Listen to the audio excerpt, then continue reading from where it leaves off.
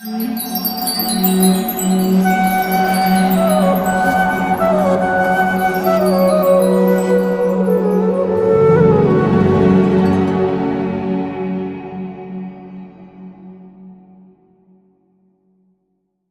start from that point of material attachment.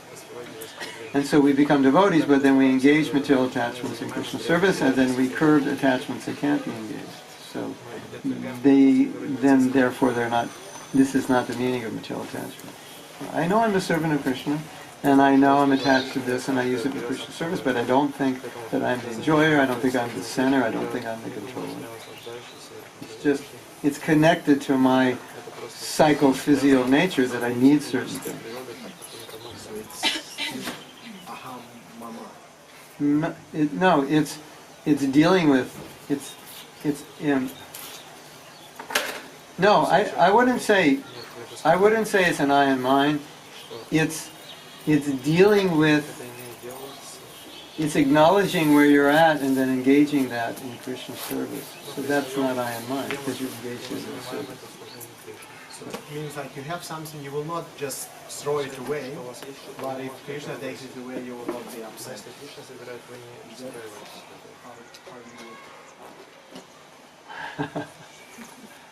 Depends what he takes away.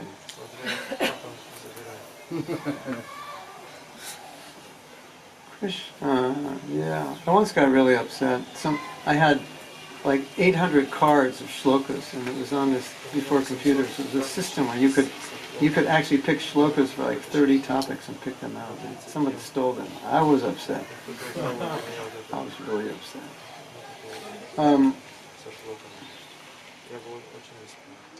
Let's use some practical examples. You join the Hare Krishna movement, and like many devotees who join, they want to give their lives and they want to preach. And many devotees who join think, this is what I want to do. I love this, I want to give this, I'm very happy living simply, and so on and so forth. So you do that, you join when you're 18, 19, 20. Right? So now you're like 28, 29, your mentality's a little different. It's like living in an ashram with a bunch of 19-year-olds and they're really dirty, rambunctious, etc., etc. And it's kind of like, I need my own room. So then you start thinking, well, if I take sannyas, I'll get my own room. So, so you're thinking about that, maybe that's what I should do. And then like a day after you think about sannyas, Bhaktin Susan moves in the temple. And Bhaktin Susan used to be a Hollywood actress. And now Bhakti Susan is attracting your attention. And so you start to think, am I ready for sannyas? And then you think, well, if Susan will marry me, I won't take sannyas. And you think that's funny, and a lot of men have done that. Well, if she doesn't say yes, then I'll take sannyas. So, you're thinking, you're talking, and then you realize, actually, I'm not ready for sannyas. And you were raised in a very, very wealthy family. You had very nice things. You went to private schools, driven in nice cars. You had it all, right? And those things are starting to like surface a little bit. And after 10 years as a brahmachari, you realize that, I lived a pretty good life before as a devotee, and I don't know if I could just, live in a one-room studio after I get married, sleep on the floor. So you're finally coming to grips after some time with where you're at, and your tendencies. I always wanted to do such and such. I became a devotee when I was 19. I dropped out of college, but I was majoring in such and such, whatever it was, filmmaking, psychology, art, music. That's who you are. So it all starts to surface, and then you're thinking, okay, wife, house, movie making, nice car, nice clothes. How am I going to deal with all this? And you start to think, okay, what's the point? Where's the threshold before it's going to be a problem, and where can I use it? And so you consider everything and you make decisions around that. Now, the interesting thing that I've noticed is that if you, let's say you were raised, in the homes you were raised were 10,000 square feet. I think it's square feet. 10,000 square feet is like, what's it like 3,000 square meters, you know, big house, you know, like 20 rooms, you know, that's like normal for you. So if you go into a house, you know, 20-room house, you walk in, for you that's just like normal. It's like no big deal. So, yeah, well, I was raised in a house like this. This for me is zero. But if you were raised in a hut, then you go into a hut, and the hut for you is zero. And a one-bedroom apartment is like 5. You know, so your 5 and his 5, your 5 is like, you know, 100 acres, you know, castle, you know, that's your 5. But in terms of your experience and attachment, it's the same. You're not any more bewildered or attached to your castle than he is to his one-bedroom apartment. It's both a 5 for you. Does that make sense? Because I've seen this, and I can experience this. And people, you know, might say something, well, that's really nice. You know, you have a really nice such and such. You know, I've always had a really nice such and such. It's just normal for me. So, you think of all these things, and then you decide how I can be engaged in Krishna service in the best way according to my nature, my samskaras, in a way that I won't fall prey to my attachments. At the same time, I won't be frustrated by not fulfilling them. And it'll be different for each person. And then you go ahead, and the proof that you've done it right is you're making advancement. Right?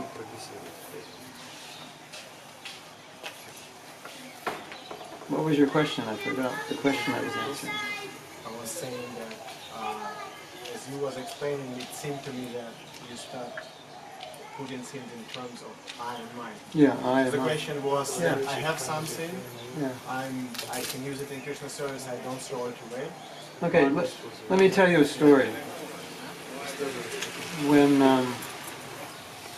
I was young, I think I got my first guitar when I was like 12 or 13, and I had a tape recorder, and I liked to play and write songs. And in those days, you know, no 13-year-old was going to like have access to multi-track recording, because that was like, basically the only people who had access to it are the ones who got signed by recording studios. So, you know, I joined when I'm 19. Those samskars are still there, you know, music, recording, like that. But when I was 19, 1969, there you had at least a couple $1,000 just to buy a 4-track reel-to-reel or something. They didn't have anything cheap. So gradually, over time, that kind of equipment became more available, you know, cheaper in technology.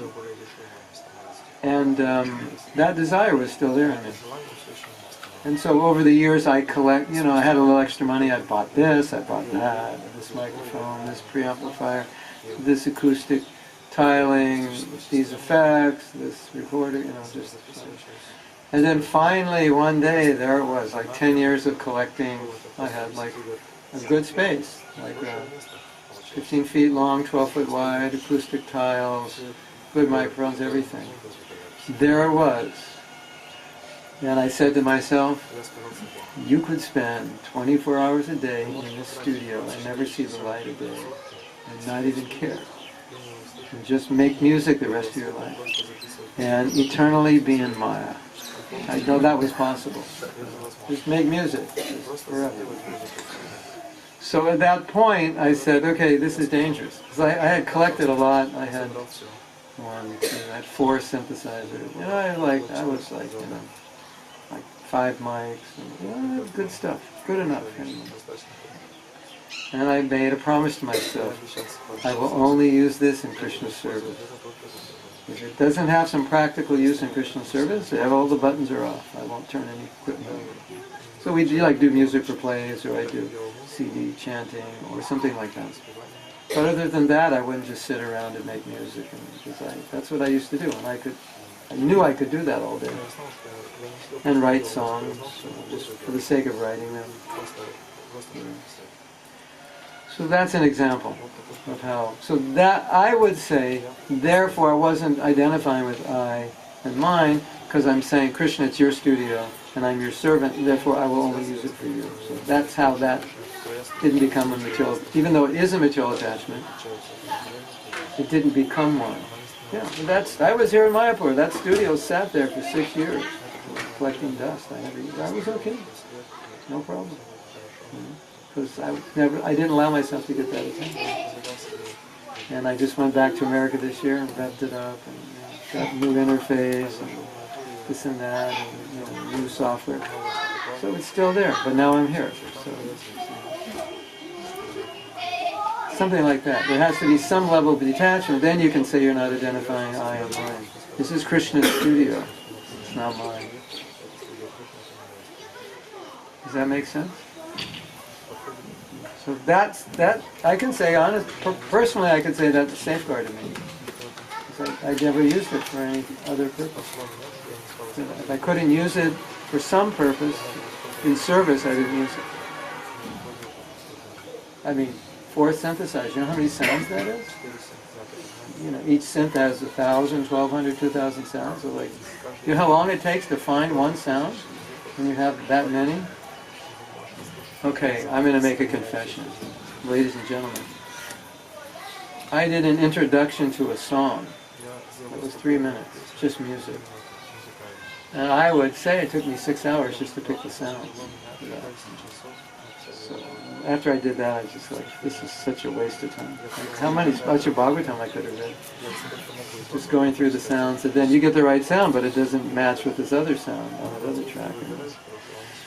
And you got to remember where the sound you wanted was. So there's that also, you have to monitor it. Like, okay, it's for Krishna, but 6 hours, to pick out, 6 sounds. Is that make Prabhupada happy? You know how Prabhupada recorded? He'd just go bring in the recorder and he'd start singing. An hour later, there was an album. Yeah, I took 10 years to do my last album, off and on. So, yeah, I think I took 3 months on one song. It's a little too much, I think. Especially when you listen to it 3 months. It's not that good. Hare Krishna. Oh, here's a funny story. There was a devotee who's an actor, and he was in the Vaikuntha Players, which is the drama troupe that Prabhupada had sponsored. And so, he was an actor before he was a devotee, and then he got to act. And Prabhupada saw these dramas. What more could you ask for if you're an actor? Perform for Prabhupada. And he lived in Dallas, and I spent some time in Dallas. And this drama troupe had disbanded some years after Prabhupada left, and he wasn't acting. He was, it's like you get devotees, let's put a band together, but he goes here, he goes there, it's hard to keep together. So it was hard to keep the drama troupe together, or even if they were together, they didn't always have time. So my wife and I were walking in a park one evening, and they had an amphitheater, and they were performing King Lear or something like that. And then we hear somebody playing King Lear, and we go, oh my God, that's Prajapati Prabhu. He's playing Shakespeare, King Lear or something. And it was just confirmation, if that's your nature, you're going to do it. If you can't do it for Krishna, you'll end up doing it anyway. So better do it for Krishna, right?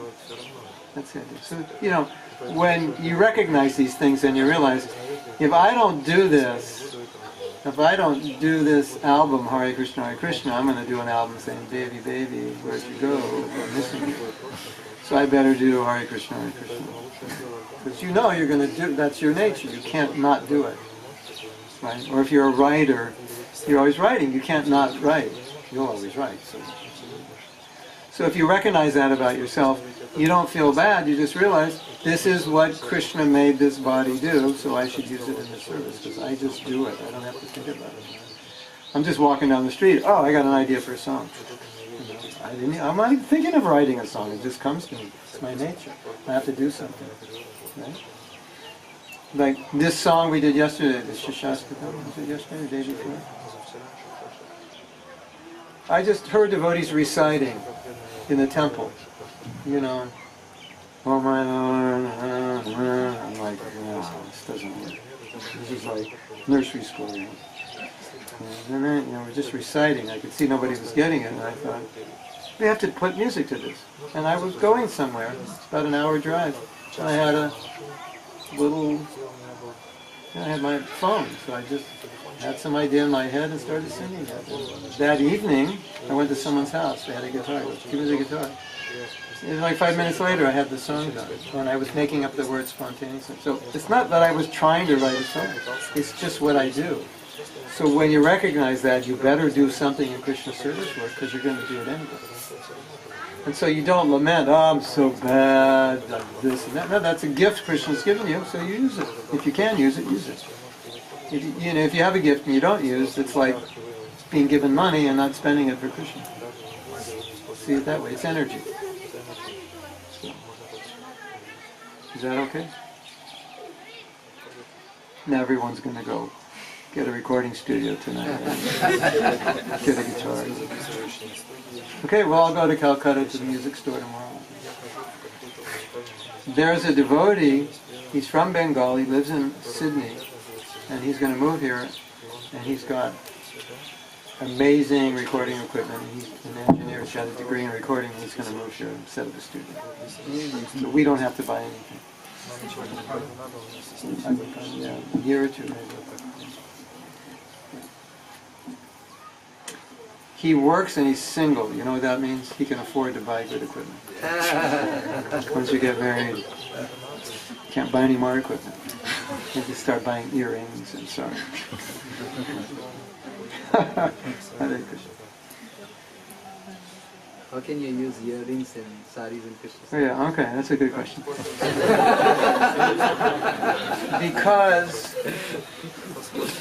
because every man knows, and if he doesn't know, he'll learn sooner or later. Every married man knows, if his wife isn't happy, he won't be happy. And if his wife is upset, he'll be upset.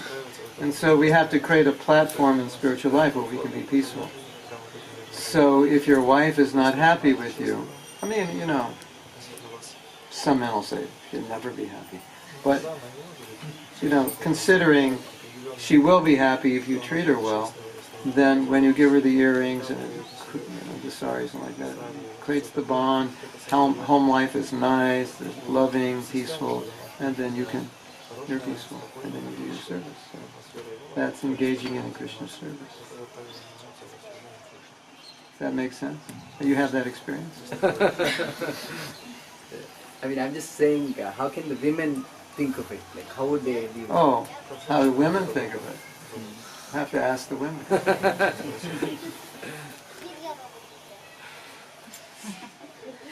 I don't think they think. My daughter was decorating herself when she was 3 years old.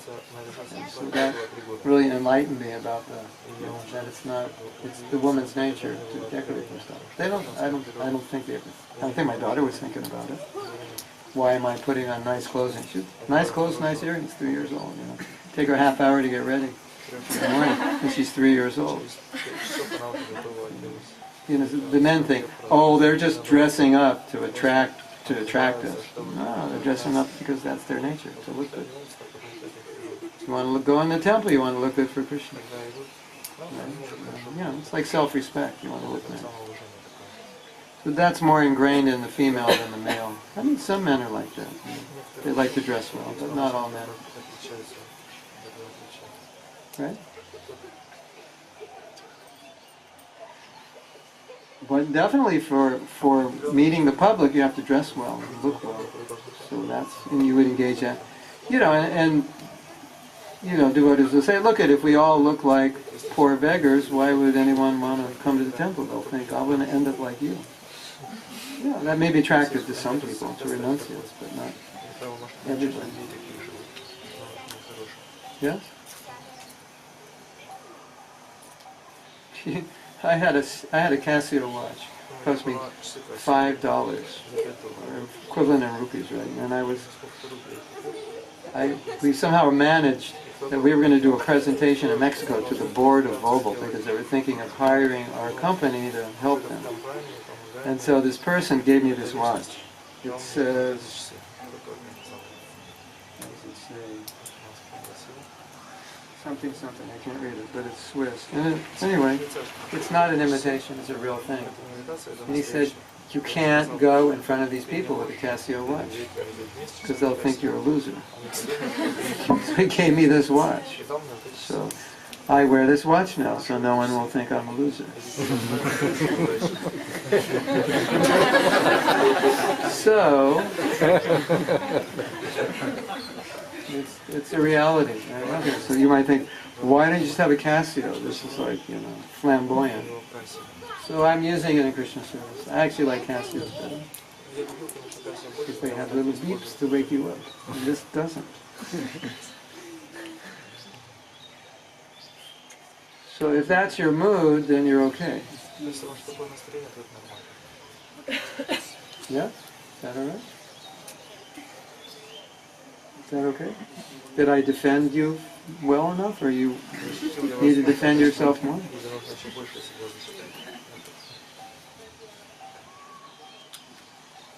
Want to know what Bhaktivedanta Swami said? I've also said it. He said, the women are not actually dressing up to attract the men, they're dressing up to attract the women. Because, not to attract them, but, you know, it's like, if every man here were wearing a really pukka silk dhoti, silk kurta, you know, and you walked in your holy, you know, cotton dhoti, you know, you'd feel out of place. You'd want to dress. You know, so women dress nicely by nature, so if you don't, you won't fit in. Is that true? When you're older, it'll be true. Some women don't care, but most do. Well, let's take a vote, ladies. Raise your hand if you think that's true. Okay, close your eyes. Raise your hand if it's true. That you dress to, you're concerned with how other women see you. I mean, is it the women or the guys who say, I like those earrings? The women, right? I was just talking to Sri Radhe Govinda. She's an astrologer, and she said, due to the astrology of some men, they never notice anything that their wife wears. It's not their nature. They don't see those things. So if the wife's decorating herself and the man doesn't notice, who's she decorating herself for? Or her girlfriends will, at least they'll notice. What do you think of that? Interesting, huh? All right. Okay. I have a question. Yes. But isn't that the intention to provoke any If you have that nature, it might provoke it in you, but I don't think necessarily that's the motive. But it's not healthy. What? Because then it's not healthy, right? Okay, I can only speak from experience. My wife has a lot of nice clothes, and she likes nice things, and that's how she was raised. And I don't think she buys nice clothes to make other women envious. I think she buys them because she feels, I don't know, that's just who she is. You know? You ever see these big mafia guys when they're getting arrested on their way to jail, and they're like $2,000 suits, and then they look good. You know? That's their profile. You know? They're not doing it to make other men envious. It's just who they are. You know? They have to, isn't it? Yeah, that's just how they dress. So I think that's their, nature, just to look good.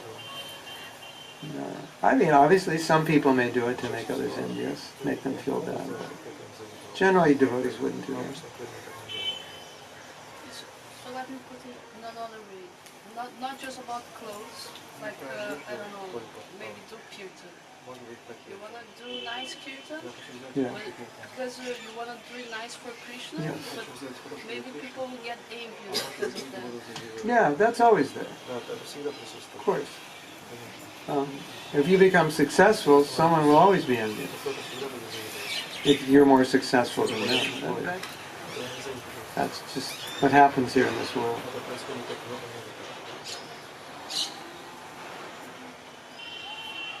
You're going to have to deal with it. Deal with it. You're just going to have to humbly deal with it. It's a reality. And the more successful you become, the more envious some people will be. Yeah, if you're very beautiful, some women will be envious. Isn't it? If you're very thin, the heavy ones won't like you. If you're fair, the dark ones may not like you. If you're dark, the fair ones may not like you. You know, it's like, it's the nature of the world. So what can you do? You just try to please Krishna. That's all. If you sincerely try to please Krishna, everything's okay. Whatever happens after that, happens. You just tolerate it. Look at Prabhupada. He had trouble. Right? Bhaktisiddhanta had trouble from his own disciples. They turned against him. Some.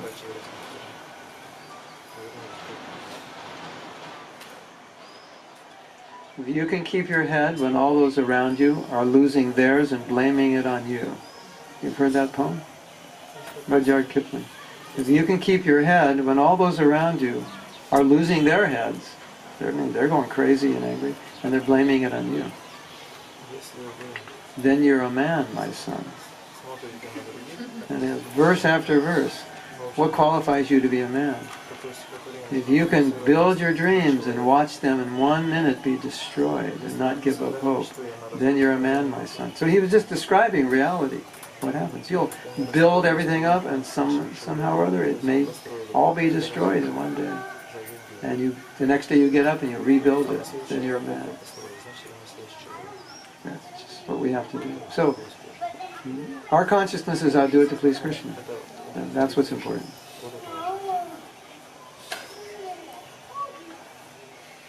If they become envious of you, don't be envious of them.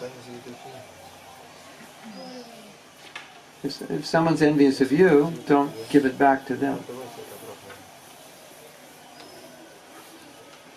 Stay humble.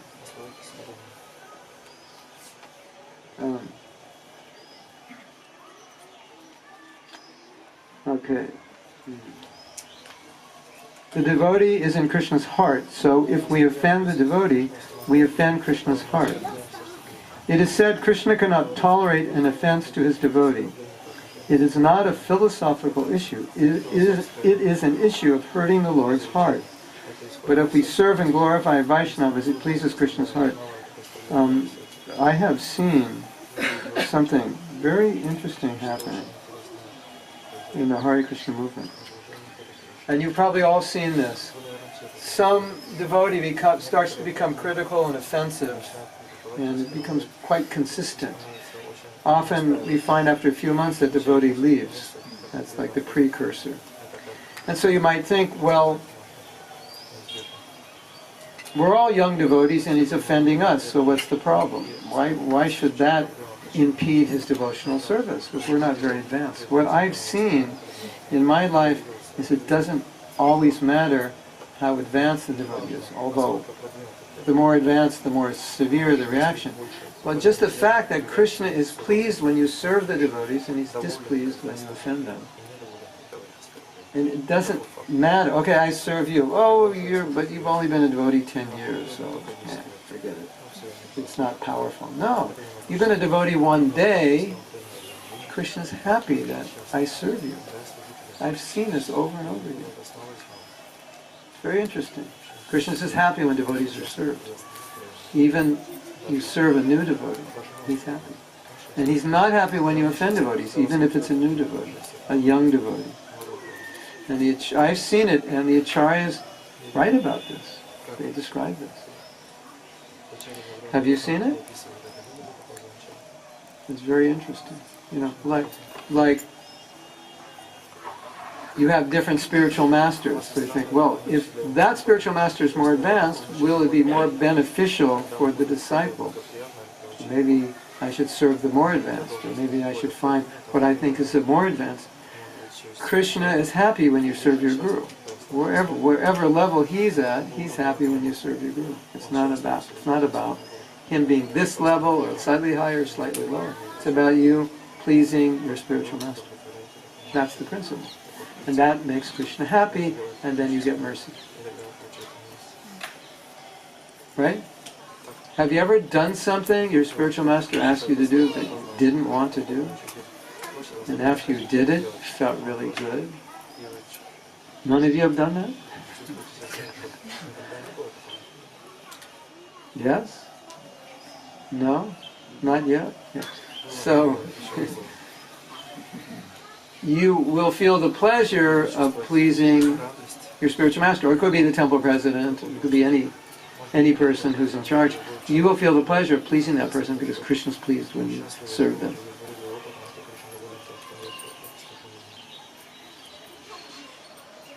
And if we offend them, then we're offending Krishna's heart, and then Krishna's not pleased.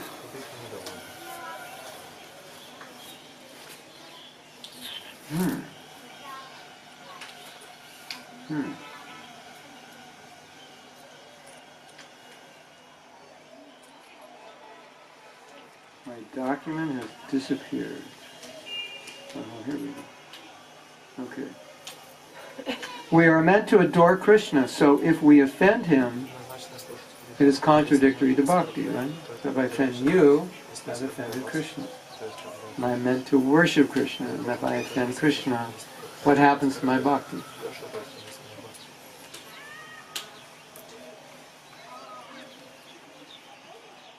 When one serves a Vaishnava unknowingly, one still gets the good result. And if one unknowingly insults a Vaishnava, one suffers the bad result. A Vaishnava is especially favored by the Lord. Pleasing or displeasing him directly affects the pleasure and displeasure of the Supreme Lord. Vishwanath Chakravarti Thakur, in his 8 stanzas to the spiritual master, is sung, Yasya Prasada Bhagavat Prasada. By pleasing the spiritual master, who is a pure Vaishnava, one pleases Krishna. But if one displeases the spiritual master, one does not know where he is going. Okay. The Lord is overly protective of devotees. He cannot tolerate any offenses against them. They have bhakti and they can awaken it within us. Bhakti is the sole means to attract Krishna, who is a slave of devotion. Offense does not attract Krishna's favor, but causes his displeasure. If we displease him, we distance ourselves from him. So aparad is a result of displeasing Krishna, and then we're at a distance. And what happens if someone displeases you? You want to get close to them, or you want to go further away from them? We want to go further away, and that's what happens with us and Krishna. We offend the devotees. Krishna's displeased.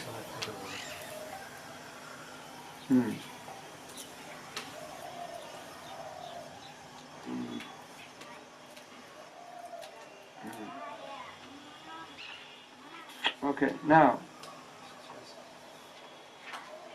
in the Jaiva Dharma, Bhaktivinoda Thakur said that when a devotee reaches the stage of bhava, and bhava means emotion for Krishna, it's a preliminary stage of love of God, it's when love is just starting to begin, kind of almost free from all material contamination, that love is awakening.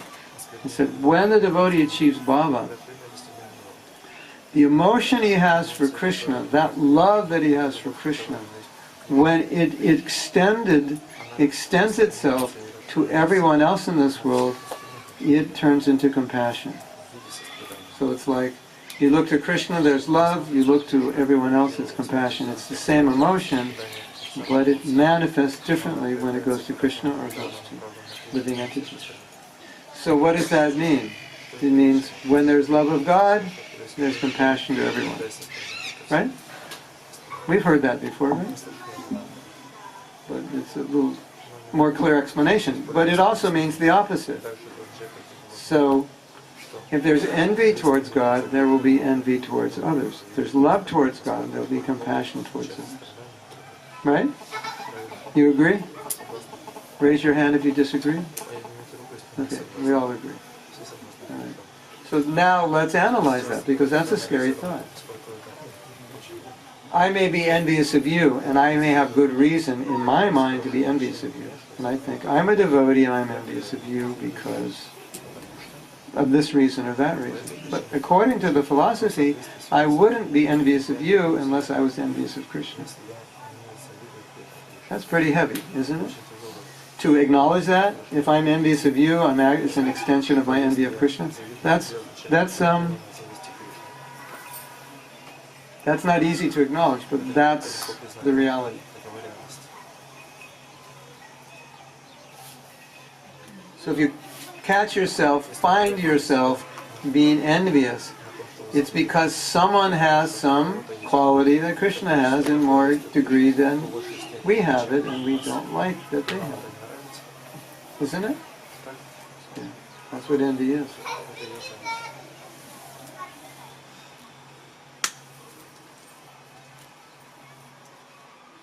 And Prabhupada said, if you find yourself envious of someone, the remedy is to serve them.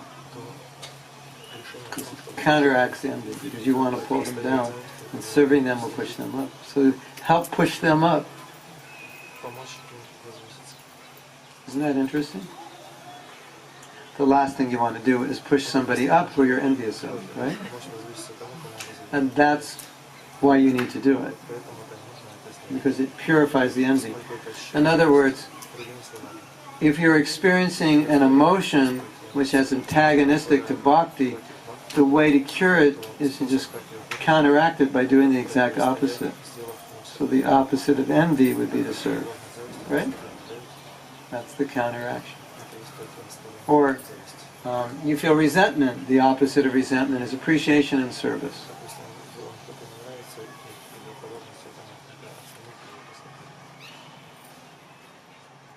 Have you heard that before? You should serve those who are envious. And Prabhupada explained something also, it's very interesting. He explained the psychology of envy, and he said, the psychology of envy is that the person you're envious of, you actually appreciate. Like, we were on a walk this morning. Yeah. Well, we were on a walk this morning, and we went somewhere and someone was sweeping. And, when you see a sweeper, someone sweeping the street or somebody collecting garbage, you're probably not envious of them. Because you really wouldn't want to do that. So they don't have something that you want. They don't have something you really appreciate. They don't have something that you respect and honor. That's why you're not envious of a street sweeper or a garbage collector or some construction worker in the middle of the winter in Russia. You wouldn't be envious of him if you work in an office or anything. You're envious of the person who has what you want. And specifically, they have the nature or the qualities you would like to have, or the success you would like to have, or the facility, right? So Prabhupada said, if you can recognize that, then you'll see that actually you're really honoring and appreciating the person you're envious of, but you don't realize it. Isn't that interesting? So-and-so is up here and I'm down here and I want to be up here and I'm not and I'm envious, but I'm only envious because I appreciate what he's doing and I'm not doing it. And therefore Prabhupada said, serve them. Now why is this also beneficial? Think about this. This is very interesting. Do you think if there's something you want, it's conducive to getting it, to criticize everyone who has it? Doesn't make sense, does it? Like, let's say you don't have money, and you want money, but you criticize all the people who have money. So what you've done is you've created a lot of negativity towards money because you don't like the people that have money. But you want to get money, but now everything about money is negative, and all the people who have it is negative. So it works against you because you've created a negative around something you want. So if you create a negative around a devotee who has the qualities you want, how will you develop those qualities? Because you've just created a negative. You've associated something negative with the quality you want. Does that make sense? I want to be humble, and I don't like this devotee because he's so humble. Now I created a negative around humility. Right? So the Prabhupada's saying, serve them and recognize that you're actually honoring them, and then there's a positive association there. Oh, you're such a good videographer. I appreciate you so much. That inspires me to become good, become better. Right? It creates a positive association around you doing what I want to do. Is that okay? Yes. What if somebody is causing a lot of disturbance in a Vaishnava society by always criticizing and speaking bad about others and showing his behavior, his narcissistic traits or psychopathic behavior patterns? Should we tolerate this or Oh, should we tolerate him? I mean, should we promote that or serving them and improving their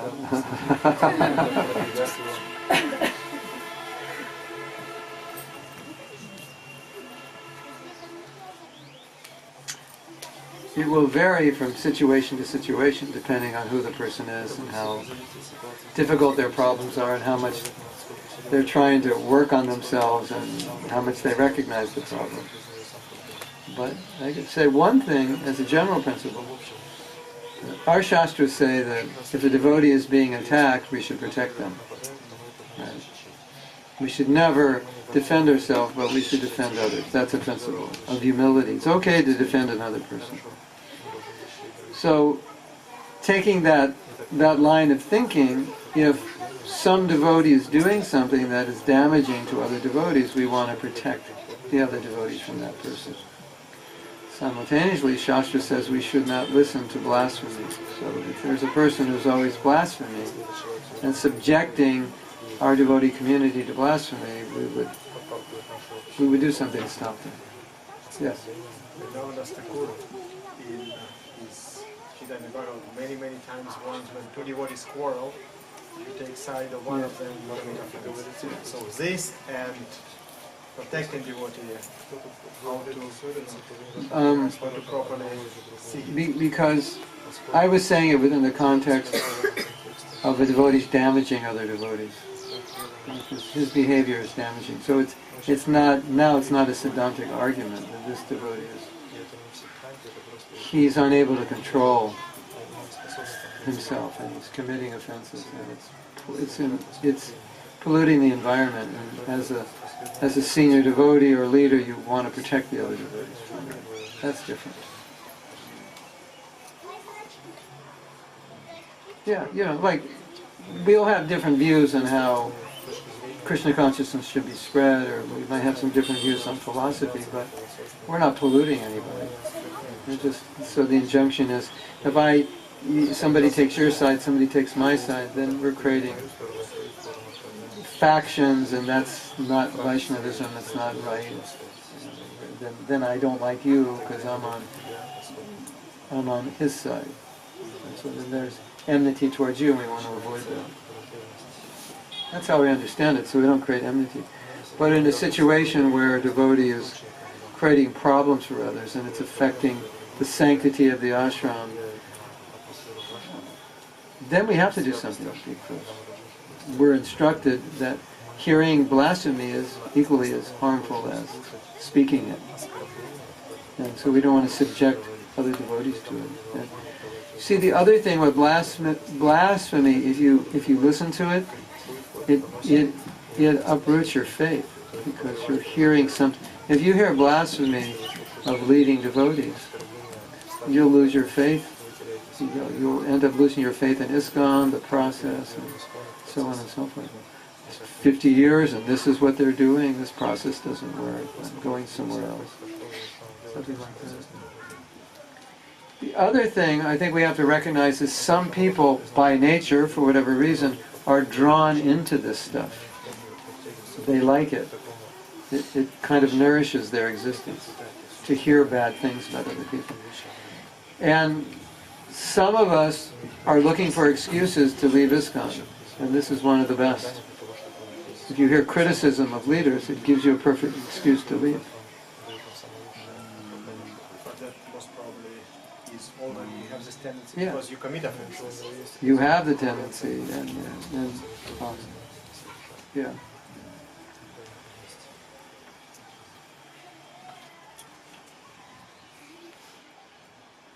But if we have people around, it feeds that tendency. Maybe otherwise you'd be okay. If we'd have people around being highly critical, it feeds that tendency. And then, if we're leaders and we allow it, then we're allowing Namaparad to infiltrate. And then everybody's chanting and committing offense to devotees. It doesn't work. So what would you practically What would I do? There's two kinds of devotees. The one you can talk to and the one you can't talk to. The one you can't talk to does nothing after you talk to them. And a lot of times those devotees are not, sometimes, are not actually mentally stable, and that's why you can't reason with them. So, as it said, sometimes you sacrifice one person to save a village. So sometimes you have to sacrifice a person. Say, you can't stay with us because they're creating too many problems.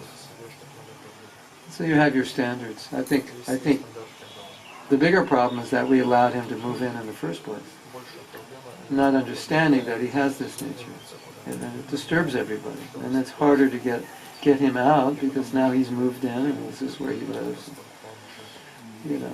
He planned to stay here and we're asking him to leave. It's not fair to him. It's better we didn't ask him to move in. are you creating offense if he takes offense? No, because that's directly in service to protecting the devotees. And even if it is an offense, Krishna will deal with it, because you did it in service. I mean, Prabhupada, one of the things that Prabhupada did, this is quite interesting.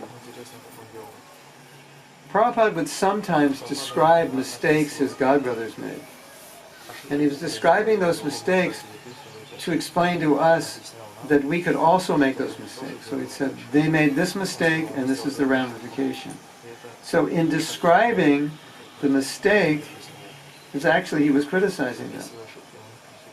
But he felt he had to do it for our benefits, otherwise we could easily make the same mistakes.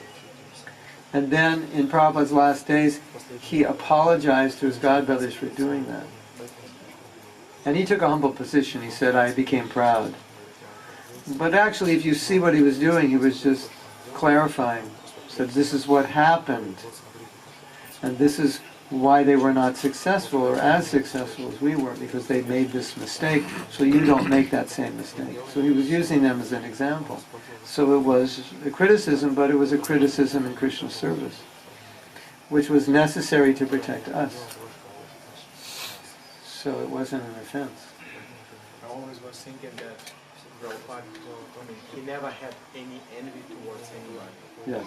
And he never had ill motivations or criticizings. Yes. He always acted out of compassion, therefore he could not actually. Yeah. Yeah. And when he apologized to the godbrothers, they said, you didn't offend us. You couldn't have. They said the same thing. You couldn't offend us. Because as we discussed, offense is a mentality where there's hatred and there's envy.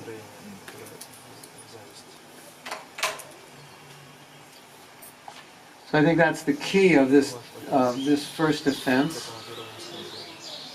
envy and hatred towards another Vaishnava. It's really, it's fault finding. Next stage goes up as blasphemy, and that's where it really gets dangerous. But fault finding is dangerous, but not as dangerous. And fault finding generally, it's just the wrong mentality because it's opposed to humility. We're trying to cultivate humility. So if we're always fault finding, Trinadapi Sunichena, that's the mood we have to chant in. It's not going to be there. It's going to impede coming to the pure level of chanting. So we want to avoid it. in everything I've read from Srila Bhaktisiddhanta about fault finding, it's housed in that context, that it's antithetical to humility. And it takes away the focus from your own anarthas and it puts it on others, so you can't improve yourself. So it's just the wrong mentality. Amanina manadena, offering all respects to others, not wanting any respect for myself. That's the perfect state of humility. In that state, then our chanting will become free from false ego, very pure. Yes? When we see this kind of tendency, like becoming in some devotee to get critical, and is there a way to help them? Because like I had an experience in ashram with one girl who was very sincere devotee, like very, very sincere devotee, but she, I don't know, maybe she just had some, she was hurt or something like that, and she started like criticizing, and then, sometimes these devotees, they think that they see the truth, like some problems in ISKCON or whatever, and they feel this urge to speak it out, and they feel like, that's the right thing to do. But like when we see this from the side, it's not actually the right thing to do. So how to deal with them? To help them.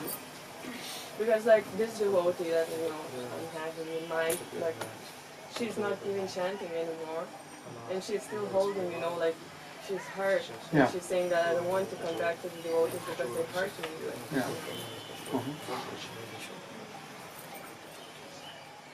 If you go maybe to Dandavats or maybe my website, mahatmadas.com, I contemplated this question probably for 10 years, and at one point I thought, let me try to articulate my analysis of why devotees fault find. Because generally, you would think it's just a spiritual weakness. That was the general idea. If you're not very Krishna conscious, you'll be more prone to fault find, and if you're more Krishna conscious, you'll be less prone to fault find because you're becoming more humble and appreciative. Which in a general sense, of course, is true. But then, when I was examining all the possible reasons people could find fault, there were many other reasons which could even affect people who are a little more advanced. And if those problems were not there in devotees less advanced, they would be inclined to be less critical, even though less advanced. So, what you're presenting falls into that category. More of the material side, the psychological side. And it sounds like, at least from my experience, when there is a person who has a very difficult time getting along with others and feeling slighted and people don't appreciate me and they're not kind, it sounds like a person who's extremely sensitive, who's probably had a lot of problems with people not treating him or her well before becoming devotees. And what for a normal person wouldn't be a problem becomes a problem for them. So that's where I would start. If you really feel there's really no reason and they're exaggerating it, it's got a whole history. And I deal with it all the time. And if the problem is serious, some people cannot get over it unless they get professional help. And unfortunately, many of them don't want professional help because they don't think anything's wrong with them. Even though they have problems with everybody. They'll just go from one place to another and they'll have the same problem. Again, those are probably the kind of people we don't want in the ashram. They can take up a lot of time and energy, and it's hard to resolve the issue because the issues are deeper, so you can't really resolve them just externally. Everyone apologizes, but 3 days later they're going to get upset because that's their nature. They have needs that aren't being met, that are not going to be met in the ashram. So, I mean, every case is individual. That's an experience I have. It's not a spiritual problem per se, it's a material problem. I'm just dealing with that today, actually. I deal with it all the time. A devotee not being able to work with another devotee, getting reactive over something that I don't think was necessary to react about, but feeling hurt or disrespected. So some of us have a nature where we need to be respected. It's in our astrology. You can go right there. Oh yeah, there it is. They need to be respected, and if they're not, they get hurt. Then when they get hurt, they start faulting the people who hurt them. But that same behavior wouldn't have hurt you or her, only them, because that's their nature.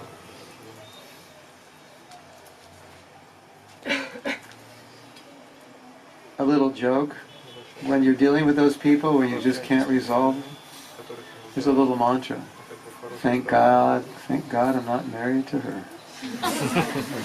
Because you know if you were, this is what you'd be dealing with every day.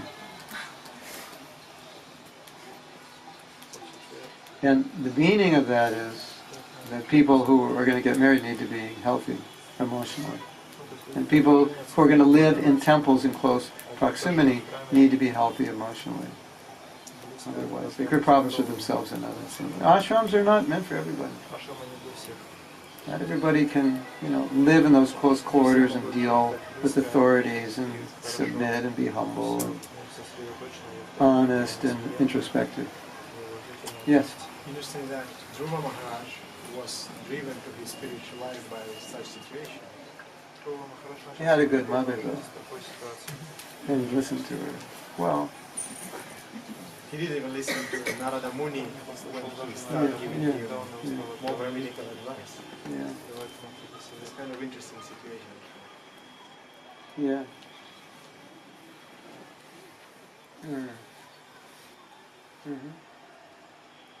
Happy ending. And quick. 6 months done. Yeah. But our situation is different in the sense that, I think it goes back to this other point, if we have, let's say this is a temple here, and we're all brahmacharis, brahmacharinis, and I'm the president, and somebody wants to join, I have to be thinking, will you fit in the ashram? Well, will you be a good fit? Otherwise you'll disturb people. So, I'd like you to live, but I can just see by talking to you that your nature won't work here. And so my first job is to protect the devotees we already have. So I may not allow that person to live in the temple. And if you do, it may create problems, and it may take a lot of your time to deal with it. And it's not fair to that person also to ask them to leave after a few weeks. So I don't think it's not being compassionate, it's being compassionate on the devotees you have. Right? And also this person, because he will create less problem for himself. Yeah. And he'll make less offenses.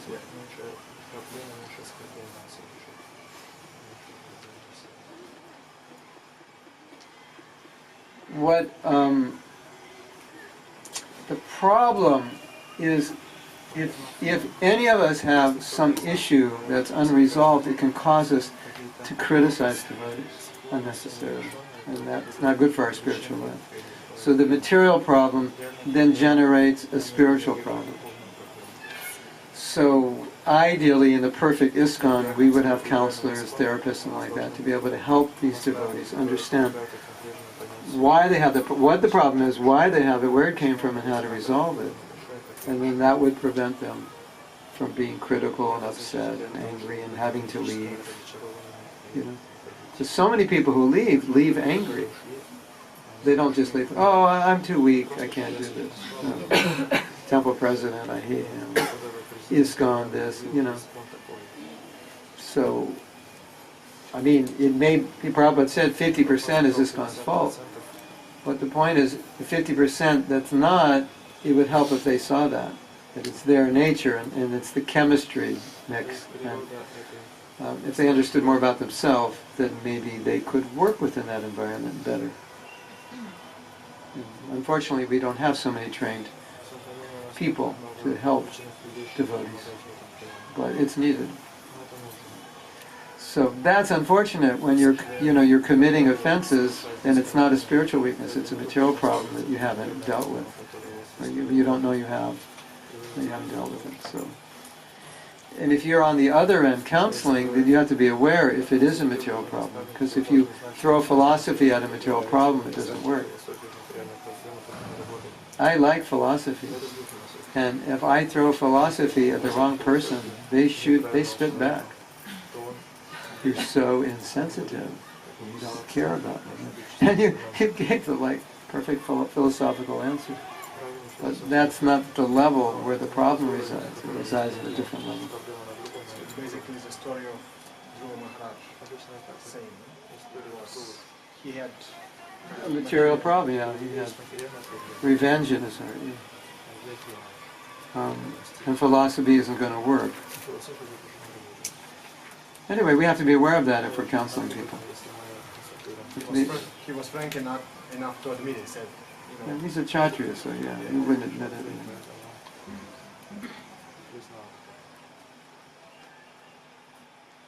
Yes? How to keep the level of compassion still towards those people.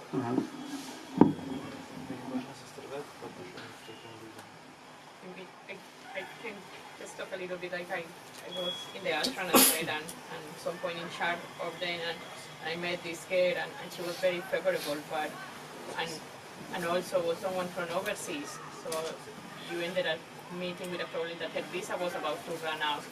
So we helped her moving into the ashram, but it was very disturbing later on. We came to know that there was a lot of issues there. But then you want to say that for a person, because it's going to be in trouble if she goes out there. Yeah. It's going to take back into bad habits again.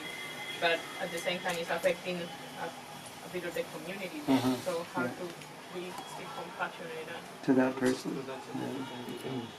Yeah. That's a tough... She's asking... You bring someone in the ashram and you see that actually they shouldn't stay there because they're creating problems, but if you ask them to leave, it's going to really be bad for them. How to be compassionate, how to deal with it compassionately. Of course it's going to vary from situation to situation. I think, like we're discussing, the most compassionate thing would have not be to allow her to move in the first place. Because now you get all her expectations up.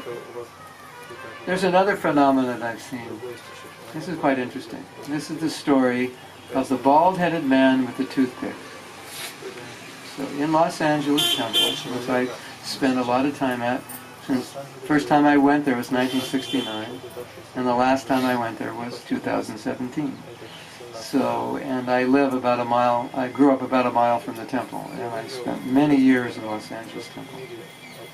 And at some point, I think the late 70s, there was a man, I don't know who he is, nobody talked to him. He was like 10, maybe 20 years older than all of us. And every evening at Arti, he'd take a chair, I guess he brought his own chair, he'd sit in the very back of the temple, had a toothpick in his mouth, bald head, and he would just sit and come to Arti. Like a mysterious, kind of a mysterious thing. He didn't talk to anybody, nobody talked to him. Just, the bald guy with the toothpick who was older than us. So, 1970s, I'm in LA, and then I go around, I come back, 50% new faces, 50% gone. The bald-headed guy with the toothpick, still there. 10 years later, 80% new faces, only 20% left. The bald-headed guy with the toothpick, still there. 10 years later, I come back, there's the whole changing of the guard, so everybody's gone, and this guy's still there. So there's also something to be said about that, allowing people in an ashram environment may not be the best thing. Even though, like you say, if she goes out, maybe she won't make it. But 10 years from now, she might be better off fighting and struggling and finding her own and sorting out her problems on her own and becoming stable. So I've seen many people who go slow, 10, 20 years later, they end up higher than the people who lived in the ashram, crashed, and then went out, tried to get a material life, and they couldn't do both well, and they gave up their Krishna consciousness. So that's another way of looking at it. If in your temple you have facility to educate people who live outside and help people and counsel, then it can work. So think of it that way. What's best for her? probably to be outside, right? In the right environment, if you can create the right environment. But she probably shouldn't live with anybody, right?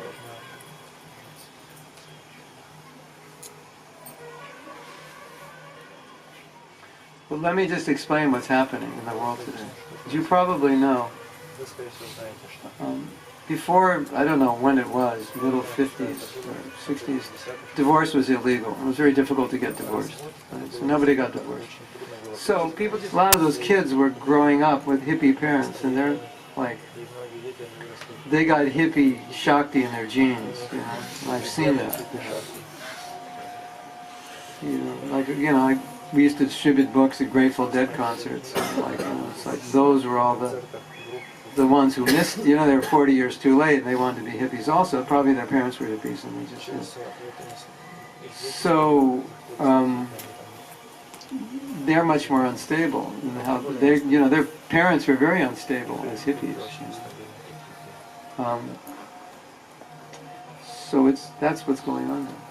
So it's more difficult for us now in having people live in ashrams. They're coming with more problems. Then the next problem you're getting is that as Kali Yuga is getting worse, parenting skills are getting worse.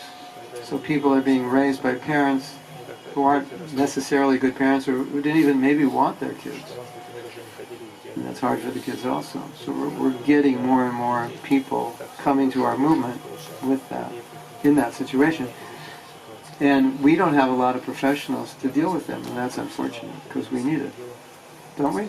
Because we're trying to deal with it, and we're throwing Bhagavad Gita shlokas at them, and they're spitting back at us, because that doesn't work. That's not what they need. Isn't it? They're getting offended by those shlokas. Have you seen that? Because it's not relating to the problem. So, yeah. It's interesting that, you know, one of the most revered temples, Pune, Chowpatty, they so selective, they're mega selective about the people. You know, they observe people, they need to have high education and work for a couple of years. They make sure that people are super stable, super reliable, committed, then they're allowed to become brahmacharis. And I think that's why it creates such a powerful yatra. Yeah. It's protection for all the brahmacharis that are there.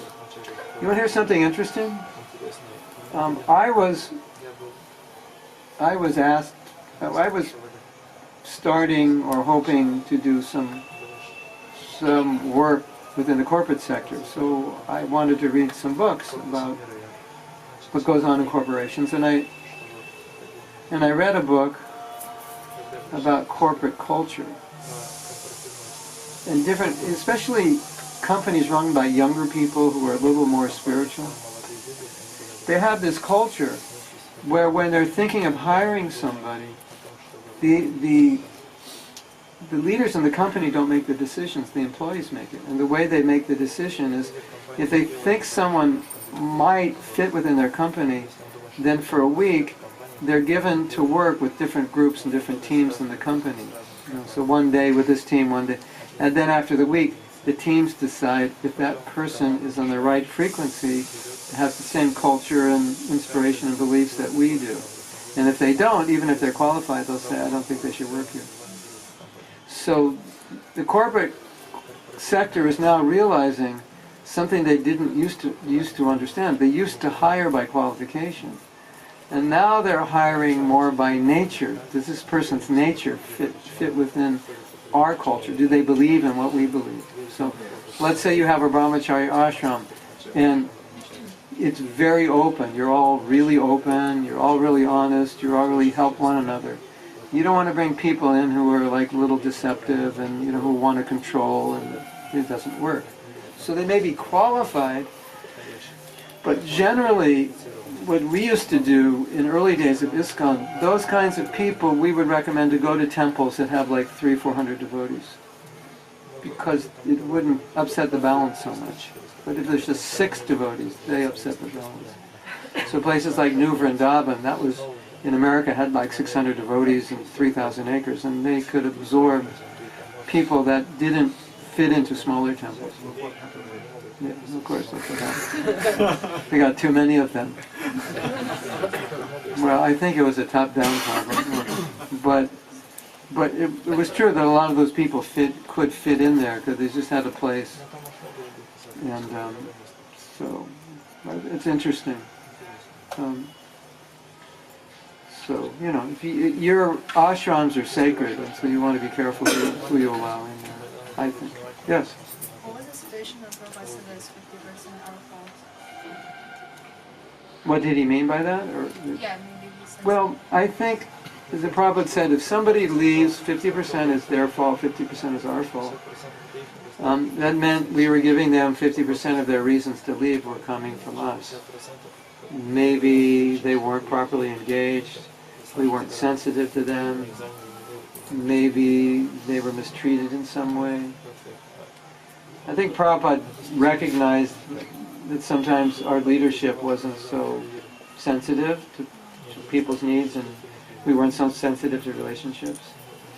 So we were doing things that were unsettling to them. They weren't happy with how things were going. So I mean, I think you could think of any number of reasons why people would leave. That is our fault.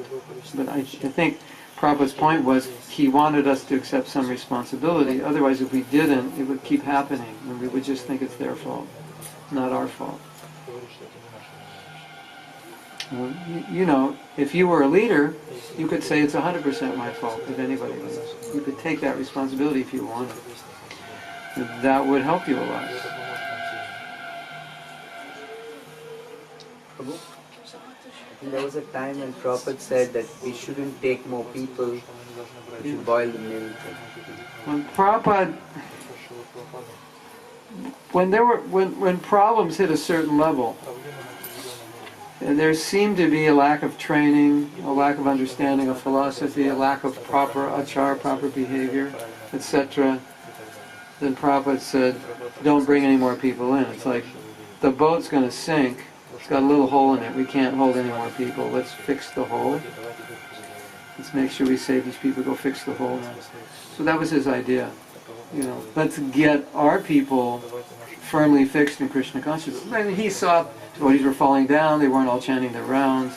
They weren't all attending morning programs. So it's like, why bring more people in with such a bad example? Let's make sure what we have. It's like, maintain what you have before you're buying something new. So that was his idea. And I think it's more true today than it was then.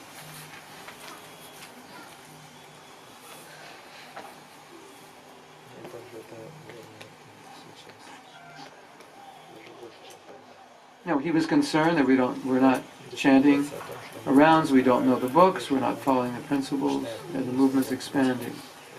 More people are coming. So his point was, why more if the ones here aren't up to the standard? And Prabhupada was quite strict about certain things, so liberal about others, but about sadhana he was very strict. Because he knew that if we didn't have some good standard of sadhana, then we really had no standard in our temples. And everything would get watered down, and people would just stay there for a place to live. Because he saw that in Gaudiya Math. And he talked about it. He said it was kind of become a place for people to live, get some meals. Yeah. So he didn't want to create that. So he was concerned. Yes, you had a... There's a Mataji there. Yes. Haribo.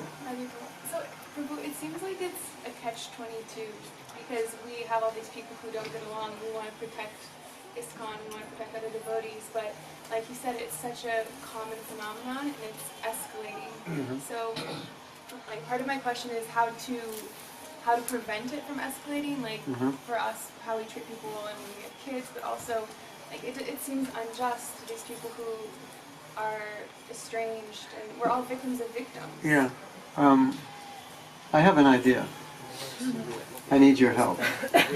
I just need money and I can do it. So, call up your rich Uncle Harry and said, you want to give a donation to a good cause. What I feel, I've been a devotee, I moved in the temple in January of 1970, so That's 48 years. So I've seen a lot. And I've come to the conclusion, from my perspective, what's needed is that we have workshops that would address these kinds of issues. Because the problems we're talking about, there are not a million of them. There's basically like 3. And people either have one, people who have these problems. We all have the problem, but when it gets past a certain threshold, then we have relationship issues.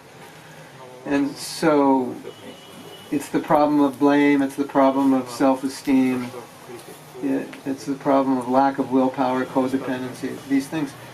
So in my mind, the solution is to have trainings where we can look at these problems and heal them, so that when we come into the association of devotees, then when there's a problem, we'll recognize our own issues as the cause, and we'll know how to deal with them. Or we've already dealt with them, and they won't be the cause. But just throwing someone in to the association who has these issues, it's not good for them, and it's not good for the other people who don't have the issues. That's my experience. It always is a problem. And if someone has certain issues, then I know they're going to have problems in that Sangha if they don't deal with it. And they're going to start blaming and complaining. And they're going to blame and complain themselves out of ISKCON. And if they blame and complain themselves out of ISKCON, often what they do is they stop doing devotional service. And if they stop doing devotional service, then they're not strong enough on their own to resist the temptations of this world. So I was actually last week talking to a devotee about this very workshop. It's going to take 5 days, or at least 5 to 7 days, about 10 hours a day. And we're going to go for it. That's what we need. And this kind of discussion is what the workshop would be about and how to deal with it. And all of you would look at your own weaknesses and start to deal with it. Because if you bring people into association of devotees who have a tendency to blame, they're going to be failures. At relationships, they're going to be failures at Krishna Consciousness. They're just going to blame something. Well, the reason, like we said yesterday, the reason I don't chant good rounds is this, blank, blank, blank. And so we have to teach people how to be strong enough to understand what an excuse is and to be able to deal with it, so that you can be able to achieve what you intend to achieve by becoming a devotee. Because a lot of us don't achieve what we intend to achieve because we don't know how to deal with problems, and we buy into our excuses and we make our excuses real. Some of us see the whole world through how we feel. What I feel is the absolute truth. And if I don't feel good, and you tell me something that doesn't make me feel good, even though it's 100% true, I will deny it. I'll reject it. And you have to be able to recognize that, otherwise you can't give good instruction, because that instruction didn't feel good, so I reject it. And I say that's the wrong instruction, when the instruction's perfect, and you don't realize. So if you understand that's happening, then you can start dealing with it, right? And we're all different, so we all have our own nature. And we need to know our weaknesses. That's my personal feeling. And if you want to do that workshop next year, we're going to have to go somewhere. And, like for a week, and just deal with it. And not everybody's going to want to do that. Because when you have to deal with your issues, it's not fun. It's fun after the 7 days are over, but not necessarily fun during it. But if you don't deal with it, it's going to be a problem for you. It's going to come up. And people are going to offend you when they're not offending you, because you have needs that they're not meeting, and you had no agreement with them to meet those needs, but you expected them to meet those needs because you yourself lack those needs, and you're going to start blaming people for not fulfilling your needs who have no reason to fulfill your needs, because those are personal needs that you should fulfill. And if you don't understand that, you're going to go from one situation to another, from one relationship to another, and you're just going to keep blaming and blaming. And if we don't help devotees heal those situations, they're going to have problems, and they're not going to be able to stay. You know how many people leave ISKCON? More than join. And that's part of the reason, because we haven't helped them, see these things. So that's my solution. I don't know how practical it is, because I'm only one person. But I think that's necessary. It seems like it's super vital, actually. It is. continue our movement, because Prabhupada said, you'll show me how much you love me by how well you get along with others. Yeah. And if you look at like technology and social media, it can be a good tool, but also separates us and makes us struggle to connect to ourselves and to others. Okay, let me tell you a story. This is so cool. You know these Japa workshop retreats that we all have? Well, they came to America about 10 years ago, so it never happened in America. Satchidananda Swami did a few here and there. And so what happened at this Japa retreat was unique for ISKCON. It was totally different than the culture and the paradigm of anything in ISKCON. Because once you were in the Japa retreat, there was no higher, lower. There was just sadhakas trying to connect with the holy name. So the sannyasis, the GBCs, the Prabhupada disciples, the new bhaktas, we were all on the same level. We were all just sharing our challenges, sharing our troubles, and it was the most bonding, amazing environment. And all the devotees who went there said, I've never been in an ISKCON like this, where the playing field was level. And we could just open up, and the senior devotees were opening up about their problems in Japa. And it was, that environment, everybody just grew so much in that environment. It was like nobody wanted to leave. Like when it was time to leave, everybody just sat there and said, I don't want to go. This is the kind of environment we need. So, yeah.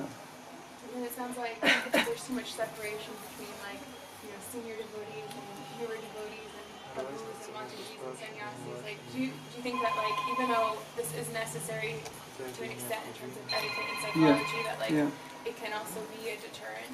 It depends on the,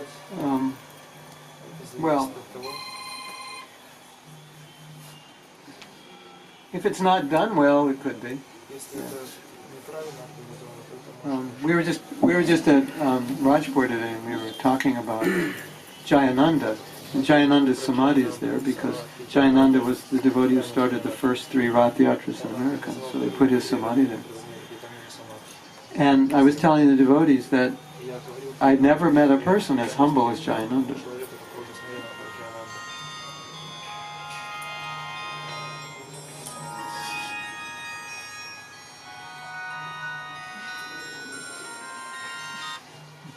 So,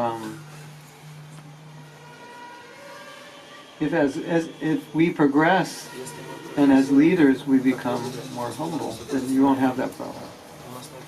But if we're not trained well, or we put the wrong people in leadership positions and then they misuse it, then you have that problem. And that tendency is always there. That's why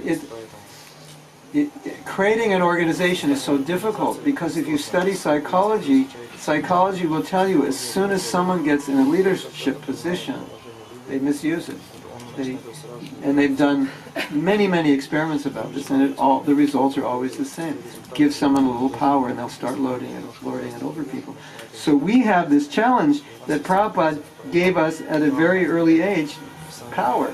You're a temple president. I was 8 months, 20 years old, temple president. That's a huge challenge. So that's the problem, that we have to take those positions. But to be able to do it and do it right is not going to be easy. And that would answer your question. That's, somebody didn't do it right and then someone left. He was immature or inexperienced.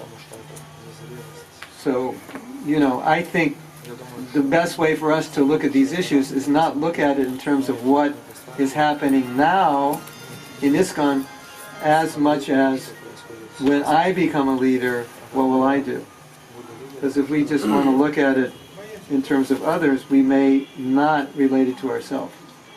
And if you're still here 40 years from now, you'll be a leader, whether you like it or not. Because just the fact, 40 years from now, you're going to be my age or older, and there's going to be 20-year-olds coming to the movement. You're practically be their grandmother. They're going to look up to you. Whether you're Krishna Conscious or not, they're going to look up to you. And so you want to think about how you're going to deal with them. And what kind of leader you're going to be, because unofficially, if you stay long enough in the movement, you'll all be leaders. That's just a reality. What to speak, God forbid, they ask you to be their guru. Yeah, it's going to happen. Now what are you going to do?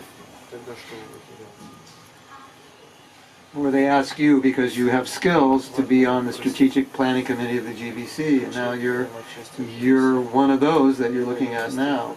What are you going to do? How are you going to do it? That's how we should be thinking. How am I going to do it when I'm there? Of course, we're thinking we're never going to be there, but if you stick around long enough, you will be. It's just by default. If you're serious enough to stick around, you'll be seen as a qualified candidate for something, some leadership position.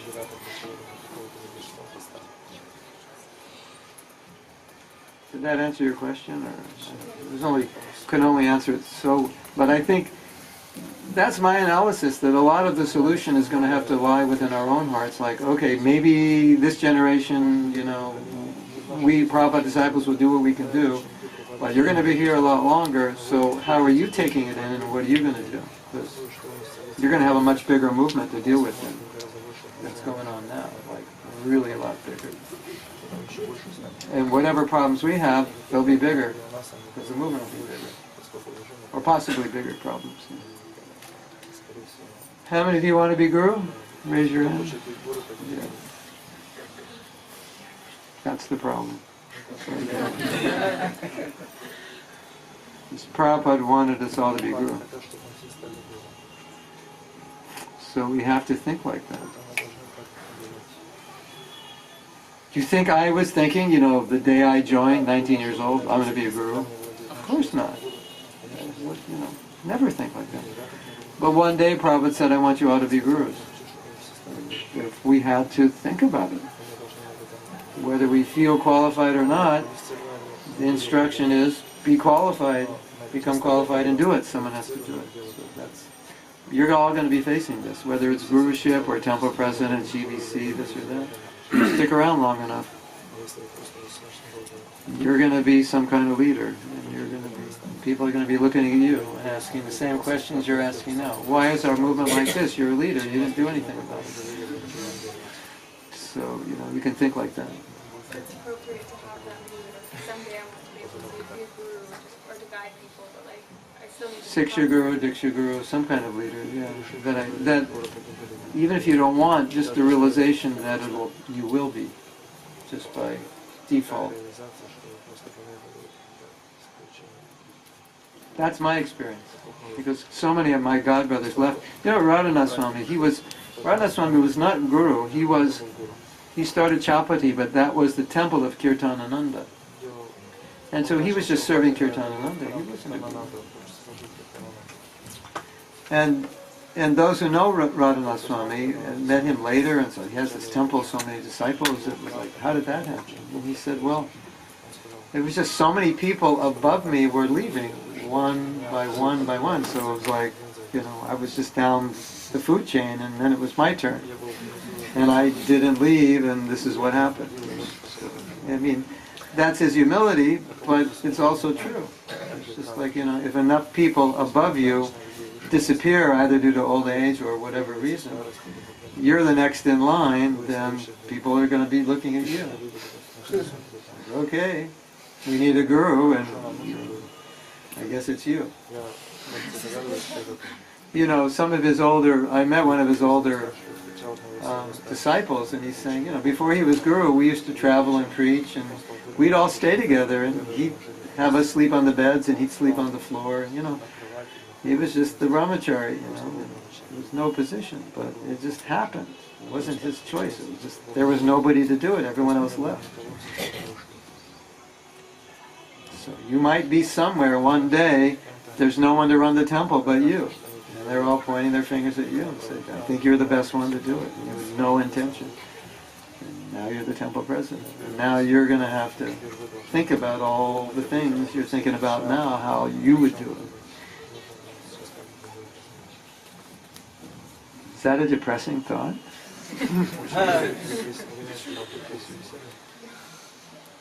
Scary, isn't it? But it's true. It's true. Yes. I don't think you meditate on it, you meditate on the guruship or stuff, you just try to be a humble servant. Yes, yes. Times come and you are qualified, and if you feel you are not qualified, you don't have to take it also, Yeah. because it can be dangerous for your spiritual life, and for spiritual life of others. Yes, but at least then you'd be a Siksha guru, or some kind of mentor. Just because you have experience, and it's your duty to share it. Yeah, you may choose not to be a Diksha guru, but guru also in the sense of example.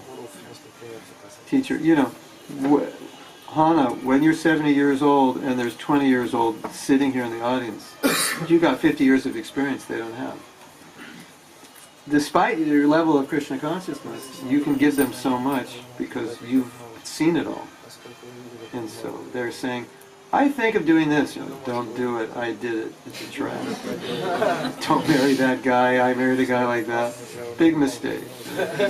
You've seen it all. You've done it all. So even if you're not guru, you're something. And they're going to need your help. Otherwise, they're going to step on the landmine also.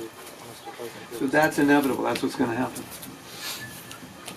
Yes? What is interesting is that we sometimes see, I mean, again, it's not criticism, but reality. Sometimes you see Prabhupada disciples, all the people, all the devotees, who are very negative, very critical. So Yeah. it's better off not associating with them. Yeah. Well, that may be. It's a tough one because there's so much you can get from them also, that you might get something negative. But if you see a Prabhupada disciple that's critical, let me explain why, in general, that could be. You know, when Prabhupada left, the movement kind of went from the hands of 5,000 to the hands of 11. It was a complete change. And it was like the resources of the entire movement were now in the hands of 11 people, where before they were in everybody's hands. And then there were a lot of problems, and then the movement went in directions which not everyone, if not sometimes everyone, agreed was the right direction. And it became a different movement. And a lot of Prabhupada disciples were alienated or sidelined. They weren't wanted because they didn't agree or they didn't want to support the system. So some of them got hurt. You know, they're upset. I mean, you know, it's understandable. And you know, at least we should understand that. They're sincere and concerned. I mean, some are not, some are offensive, but some are just concerned. And they're all very special. So if you can, you know, get the good part without the bad. I had disciples, she just wrote me, she's in Hawaii, and she said, you know, there's another movement there, and they're inviting me to come participate. And she said, you know, should I? And I said, I think if you participate, you'll be very happy, you'll be very inspired, you'll be very enlightened, and you'll be very confused. All four of those will happen. It's a reality that we're dealing with.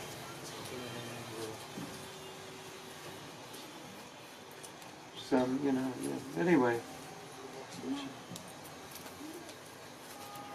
You'd have to tell me who it is. You know, I mean, we're speaking generally. You know. Obviously that if someone is very, you know, someone's criticizing your guru and others, yeah, obviously you don't want to be there.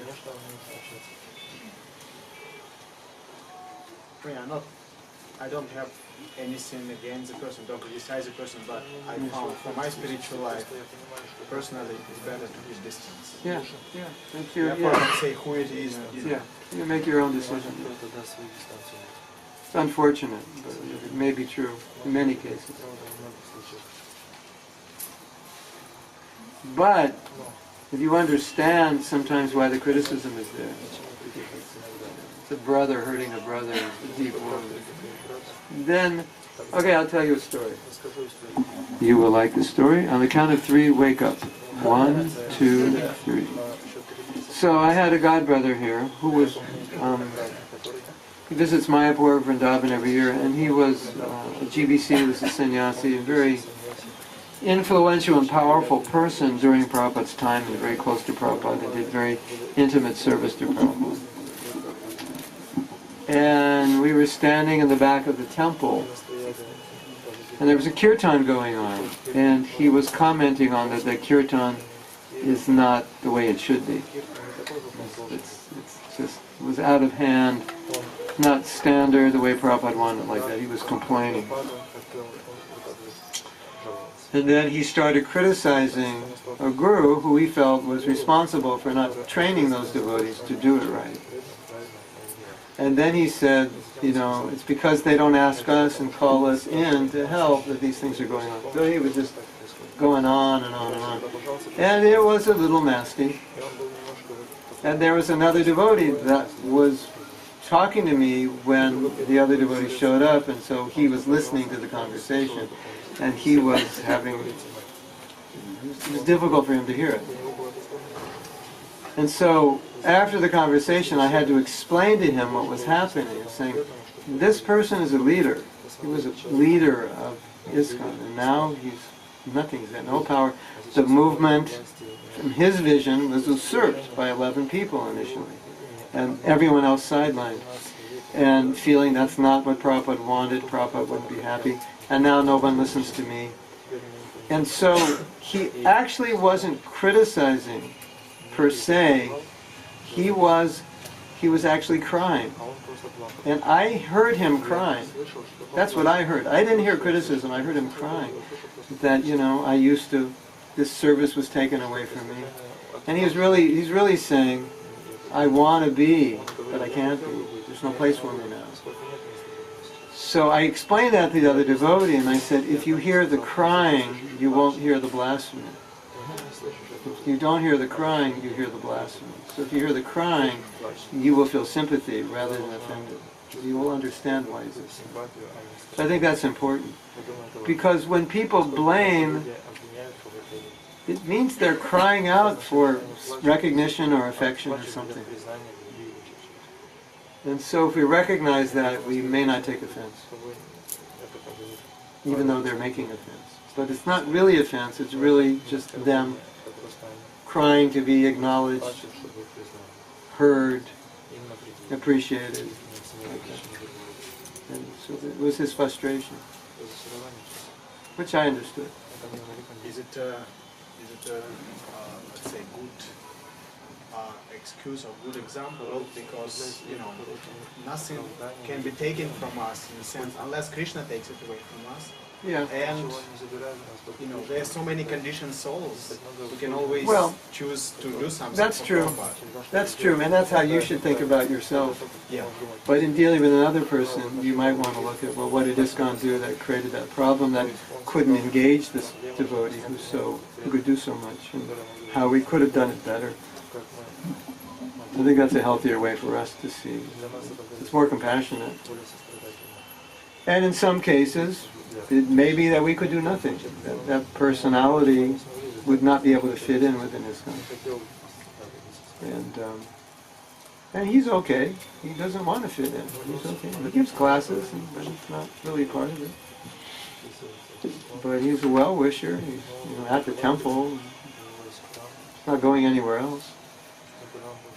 So it's, some of these things are just realities. Contextual realities, social realities. That's just how it is. But when we see these things, we want to think, how can we avoid this from happening for the next generation? Because it could happen to your generation. Your spiritual master goes, all of a sudden divisions, one god brother becomes guru, some devotees don't like him, he starts alienating. You know, that's what happened. It could happen again. So we have to think how to prevent that.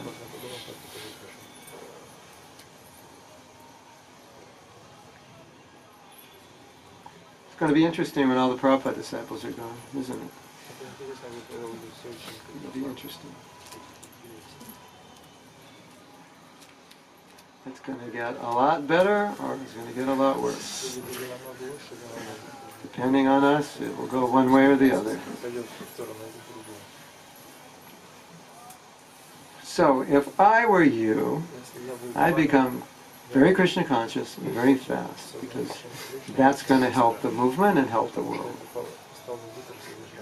It'll help you also.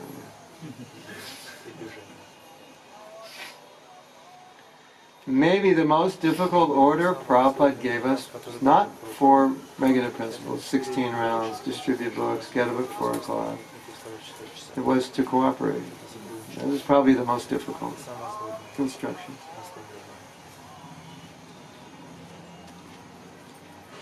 So get yourself ready to cooperate. Do what you have to do internally to be able to do it, to do that work, and not give up, not blame, be sympathetic, compassionate, and then we'll be doing good. I think that's what they get in the corporate world.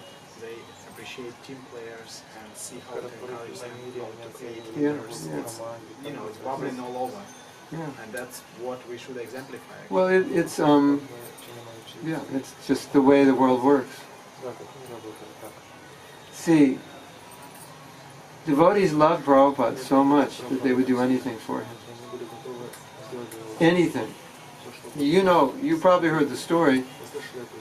Prabhupada was going, I think he was going to Amritsar, and they stopped in Delhi on the way to Amritsar, and they got off the train for a while, and a man met him at the train station and said, you should start a temple in Delhi. And Prabhupada was with, I don't know, 8, 10 devotees.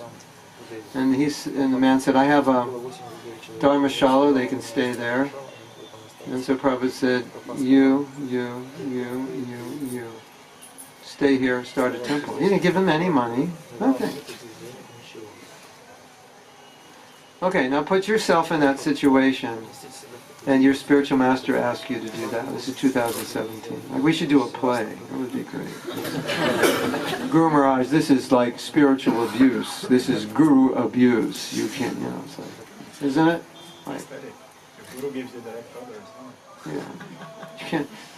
How are we going to live? We don't have any money. This is like, you know, what kind of guru are you? You know, you can't expect disciples to do this kind of. There'd be a little of that, or a lot of that. They just did it. They love Prabhupada so much. So leaders have to endear themselves to their followers, and their followers will make sacrifice. That's just how the world works.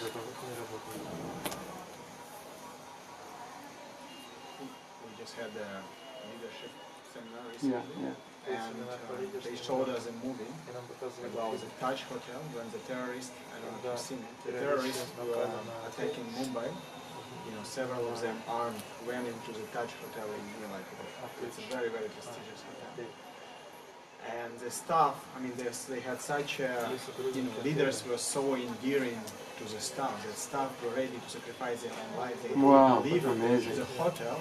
They stayed to protect the customers. It's all, you know, it's all non-Krishna conscious, all sensible. Yeah. But the relationship was such that neither leaders left nor the staff left, though they could escape and just. Wow. So I was thinking, if materialists can create such a, you know, sense of. Yeah, well, there's a problem. At least I think this is the problem. We look at other companies and we see things that look Krishna conscious, or at least look like we should be doing that. And we're not doing it, or we're not doing enough of it, and we get confused. It's like, why is it that they're doing it and they're not devotees, and we're not doing it? And I think one of the reasons is because we think that automatically, if we're Krishna conscious, we would do those things. And they know that unless you consciously establish that culture, people won't naturally do it. So we don't consciously establish the culture because we think, oh, that'll just happen naturally. And then when it doesn't happen naturally, we get confused. Why does this other organization seem to be more evolved in a certain area? So they seem to be nicer, more compassionate, because they cultivate it. In the books I read about cultivating culture, they're intentional about creating the culture, and they always talk about, this is the culture, this is what we want. It's continually spoken of. So people are, you know, if people don't fit in that culture, they won't stay, and they won't be hired in the future. So I think that's an important thing to take note of, that, you know, we have to intentionally make adjustments, even though those things should be there according to our scripture. But they're not. If they're not, we have to make sure they are somehow. We have to make those. So that's what the other companies do. Isn't it? You agree?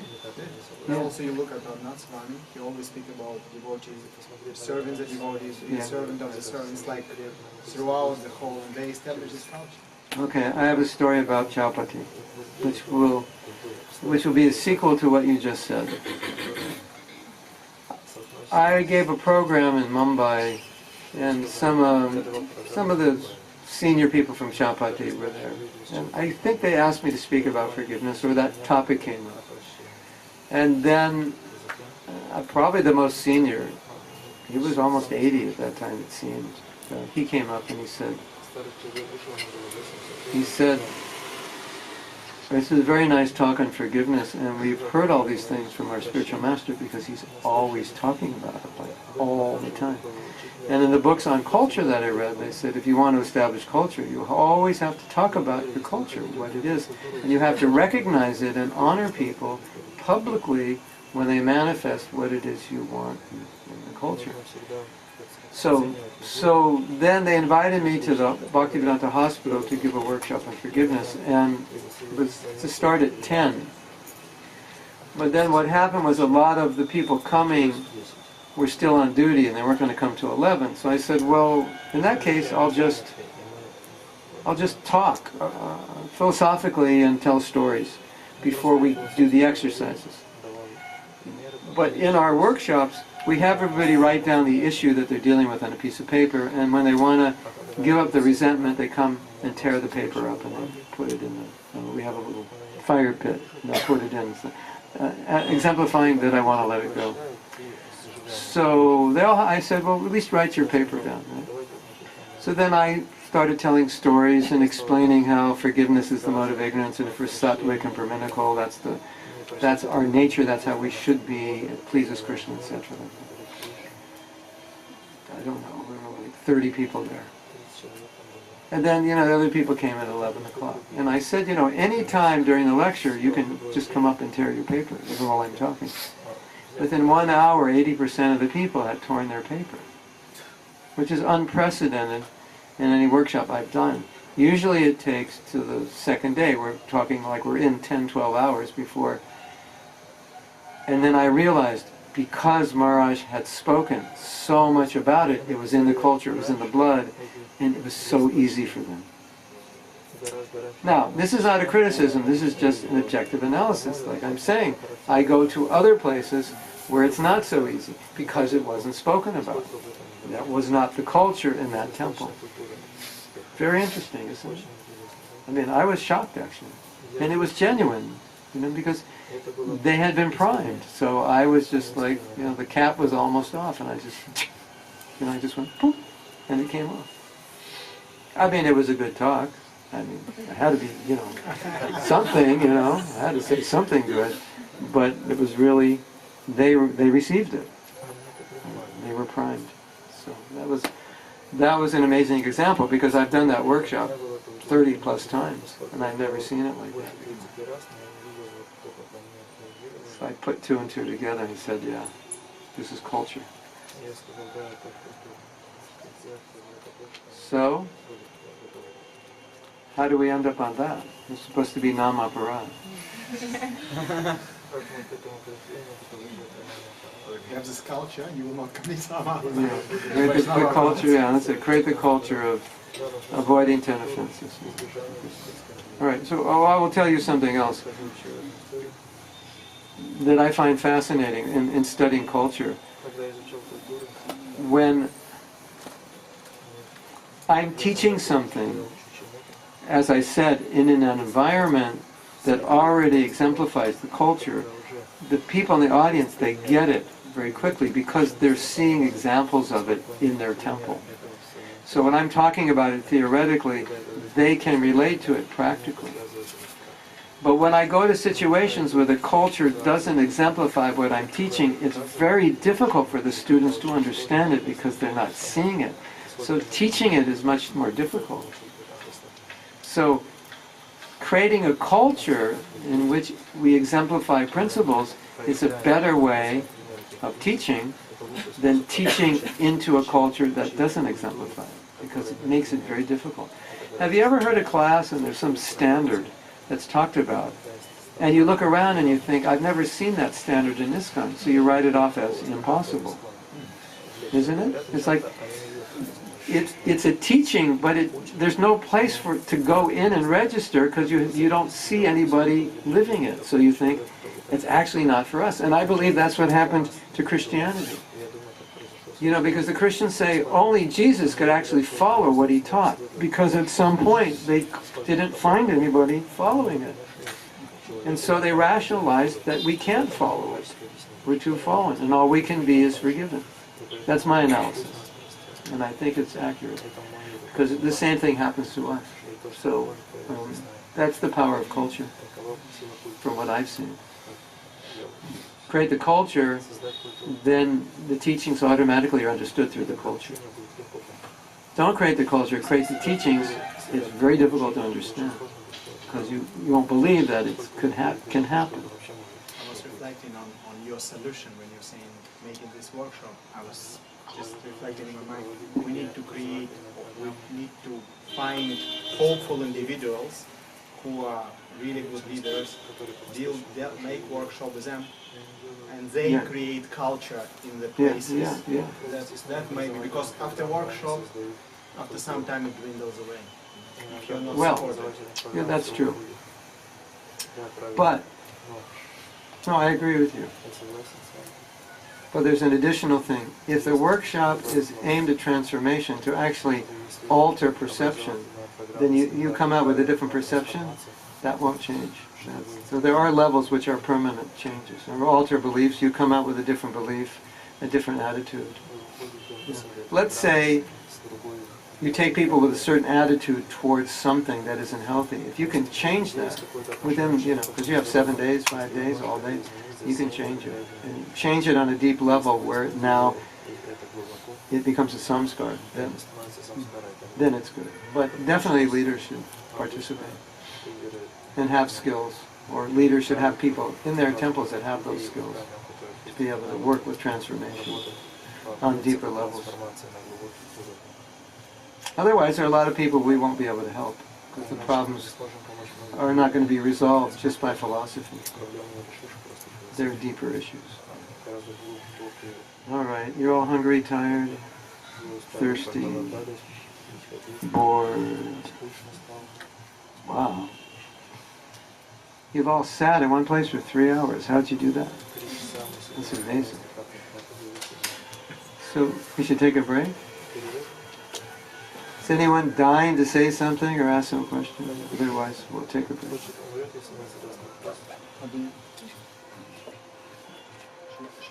Oh, I mean, I'm not dying to ask. It's more like an observation.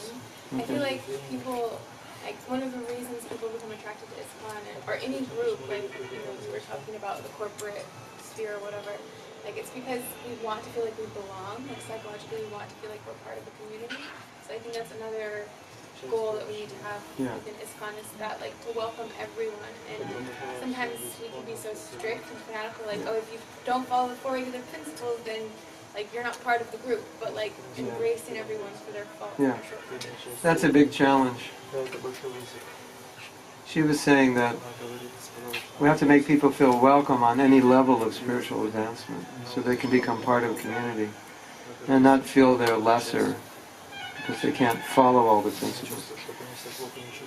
The challenge is for us individually to imbibe that consciousness, because as conditioned souls we tend to judge, and people don't like to be judged, they like to be loved, right?